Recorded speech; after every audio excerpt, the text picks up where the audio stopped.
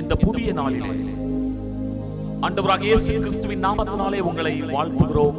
என்னாகமம் 3ஆம் அதிகாரம் 12ஆம் வசனத்தில் கர்த்தர் சொல்லுகிறார், லேவியர்கள் என்னுடையவர்களாய் இருக்கிறார்கள்.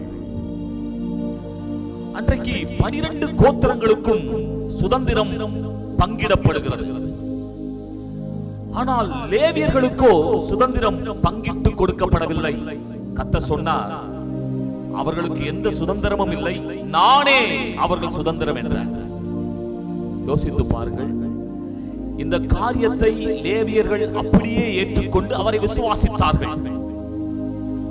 ஆகவே தான் ஆண்டவர் அவர்களை வைராக்கியத்தோடு லேவியர்கள் என்னுடையவர்கள் என்று சொல்லி தனக்கென்று தெரிந்து கொண்டார். இந்த நாளிலும் கூட புதிய ஏற்பாட்டிலே இயேசுவின் மேல் வைத்த விசுவாசம், பிதாவாகிய தேவன் என்பதாக நம்மை இயேசுவின் இரத்தமே கழுவி பிதாவாகிய தேவனுக்கு என்பதாக ராஜாக்களும் ஆசாரியர்களும் நம்மை மாற்றிவிட்டது.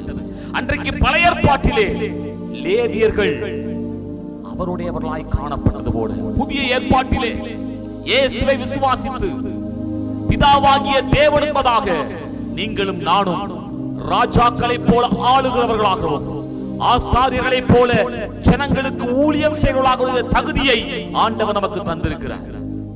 இந்த ஆசீர்வாதத்தை ஆண்டவர் நமக்கு தந்தபடியினாலே நாம் அவருக்காக நிற்போம். இந்த வார்த்தையின்படியே கர்த்தர் நம்மை ஆசீர்வதிப்பாராக. ஆமென்.